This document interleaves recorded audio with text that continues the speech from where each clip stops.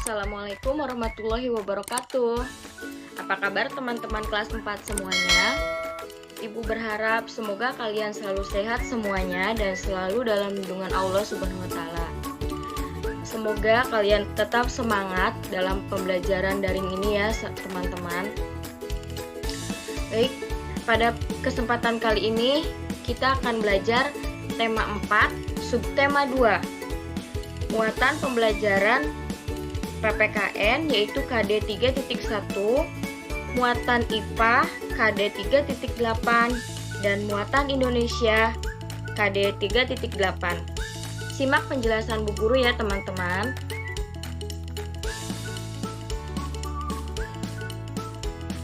Teman-teman, kalian pada subtema 1 sudah belajar PPKN yaitu tentang Pancasila. Pada subtema 1 sudah belajar tentang Pancasila yang pertama, yaitu bunyinya ketuhanan yang Maha Esa. Nah, hari ini kita akan belajar tentang Pancasila yang kedua, yaitu hubungan simbol dengan makna sila kedua Pancasila. Sila kedua Pancasila berbunyi kemanusiaan yang adil dan beradab. Ya, diulangi. Kemanusiaan yang adil dan beradab. Yang pertama, ketuhanan yang Maha Esa. Yang kedua, kemanusiaan yang adil dan beradab. Kemudian, sila kedua Pancasila dilambangkan dengan gambar rantai berwarna kuning emas. Bisa kalian lihat ya. Di situ. Ini. Kemudian, mata rantai berbentuk segi empat melambangkan laki-laki. Sedangkan mata rantai berbentuk lingkaran melambangkan perempuan. Mata rantai yang saling berkaitan melambangkan setiap manusia harus bersatu dan saling membantu sehingga menjadi kuat. Hal ini sesuai dengan salah satu makna sila kedua yaitu beradab dalam rasa, pikiran, dan tindakan. Rantai tersusun dari mata rantai yang berbentuk segi empat dan lingkaran yang saling terkait.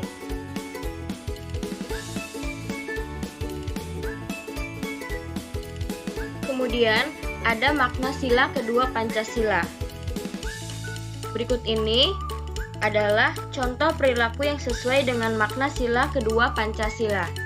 Di situ ada 4 makna sila Pancasila. Yang pertama yaitu beradab dalam rasa, pikiran, dan tindakan.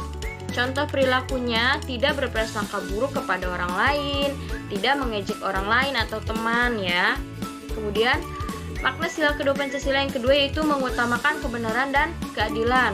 Contoh perilaku sehari-harinya melaporkan teman yang berbolos, kemudian menegur teman yang menyontek. Yang ketiga, setiap manusia setara dan sejajar. Contoh perilakunya tidak memandang rendah kepada orang miskin dan berlaku sopan kepada setiap orang. Dan yang terakhir, makna sila kedua Pancasila yaitu anti penjajahan. Contoh perilakunya menyumbang untuk korban perang dan tidak merampas punya orang lain atau punya teman sendiri.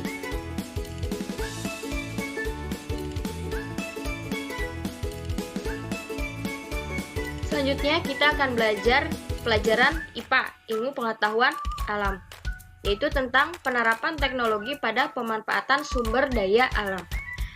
Pada subtema 1, kalian sudah belajar tentang macam-macam atau jenis-jenis pekerjaan. Ada guru, dokter, pilot, nelayan, ya banyak lagi pekerjaannya. Setiap pekerjaan membutuhkan usaha dan keuletan, termasuk pekerjaan sebagai nelayan.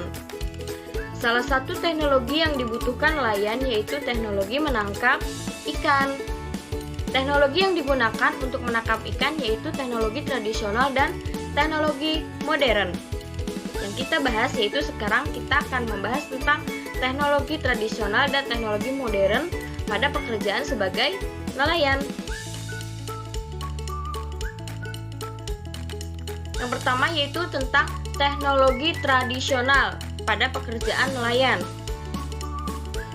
Nah, berikut ini beberapa peralatan yang digunakan nelayan tradisional. Yang pertama, jala atau jaring. terbuat dari bahan serat, tumbuhan, atau hewan. Ini contoh gambarnya ada di sampingnya ya. Kemudian ada alat pancing. Kalian bisa tahu ya, kalian rata-rata tahu alat pancing seperti apa yang biasanya suka mancing ikan. Itu biasanya terbuat dari kayu yang dikaitkan dengan tali dan mata pancing. Kemudian yang ketiga ada bubu namanya.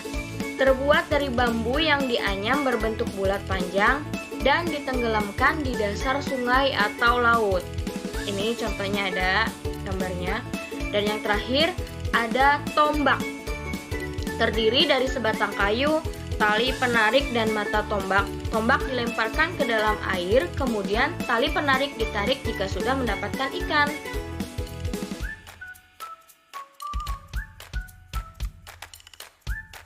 Selanjutnya yaitu menggunakan teknologi modern pada nelayan.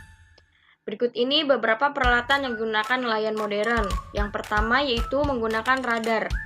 Alat ini digunakan untuk mendeteksi kumpulan ikan. Alat ini membantu nelayan menemukan perairan yang terdapat banyak ikan. Yang kedua yaitu menggunakan pukat. Pukat dapat menjaring ikan lebih banyak dibandingkan jaring tradisional. Kemudian ada bom. Bom merupakan bahan peledak yang diledakkan di dalam laut untuk menangkap ikan.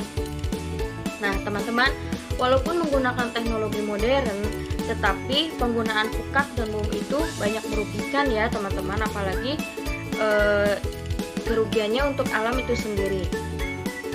Nah, akibat penggunaan bom ikan ini, yang pertama, bom mengandung bahan kimia yang dapat mencemari laut.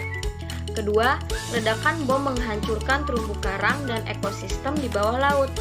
Dan yang ketiga, ledakan bom membunuh semua hewan laut sekitarnya, termasuk ikan-ikan kecil dan terumbu karang.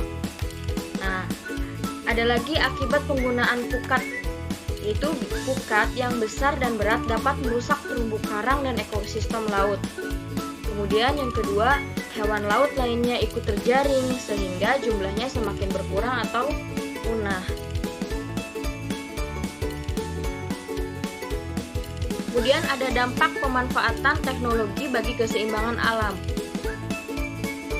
Nah, yang pertama dampak negatif penggunaan teknologi. Dampak negatif penggunaan teknologi tradisional yaitu hasil tangkapan sedikit karena bergantung pada cuaca dan arah angin. Yang kedua, menghabiskan waktu dan tenaga karena peralatan sederhana. Adapun dampak negatif penggunaan teknologi modern, yang pertama merusak lingkungan jika digunakan secara berlebihan. Yang kedua, menghabiskan biaya karena alat yang digunakan dibuat oleh pabrik. Kemudian, dampak positif penggunaan teknologi tradisional. Yang pertama, tidak merusak ekosistem dan bahan dan alat yang digunakan mudah didapat. Dampak positif teknologi modern yaitu hasil tangkapan layar lebih banyak. Kemudian, menghemat waktu dan tenaga karena menggunakan peralatan canggih. Jadi, antara teknologi modern dan tradisional pun mempunyai dampak positif dan negatif ya, teman-teman.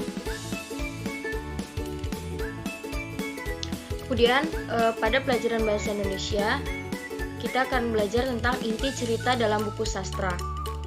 Dalam sebuah cerita kita dapat mengetahui tokoh cerita, peristiwa, inti cerita. Inti cerita dalam buku sastra dapat diketahui jika kita membacanya dengan cermat. Jadi kalau kalian membaca cerita itu jangan terburu-buru, apalagi dilengkap-lengkap. Ya, harus membaca dengan cermat. Jadi kita bisa tahu inti cerita dalam cerita itu apa aja. Kemudian, menentukan pesan moral dari suatu cerita. Cara mengetahui pesan moral yang tersirat dalam suatu cerita yaitu membaca cerita dengan cermat, mencari peristiwa dalam kalimat yang mengandung saran, nasihat, pesan, atau anjuran. Kemudian yang terakhir, membuat kalimat kesimpulan dari peristiwa atau kalimat yang mengandung saran, nasihat, pesan, atau anjuran dengan bahasa sendiri.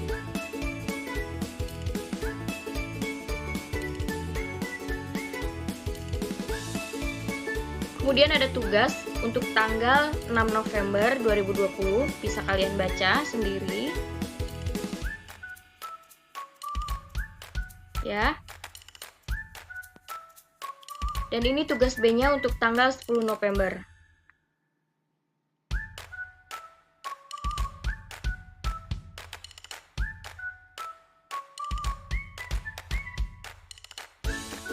Baik teman-teman, kesimpulan dari pelajaran hari ini yaitu unsur yang perlu dinilai adalah isi dan kebahasannya ya. Unsur isi berkaitan dengan struktur dan kaidah cerita, antara lain misalnya bagaimana perwatakan tokohnya, bagaimana kronologi alur ceritanya, apakah penasaran, datar, atau membosankan, apakah tema ceritanya menarik, apakah cerpen tersebut mengandung nilai-nilai kehidupan yang baik atau tidak. Nah, kemudian kerusakan lingkungan dapat disebabkan oleh pemanfaatan sumber daya alam yang berlebihan.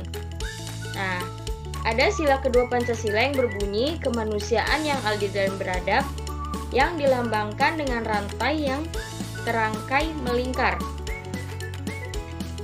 Sikap selalu bersungguh-sungguh dapat dibiasakan sejak dini ketika diberi tugas orang tua yang diselesaikan secara baik sesuai perintahnya. Cukup sekian pelajaran hari ini. Semoga kalian selalu tetap semangat dan selalu dilancarkan dalam belajarnya ya teman-teman. Kurang lebihnya Ibu Guru minta maaf. Assalamualaikum warahmatullahi wabarakatuh.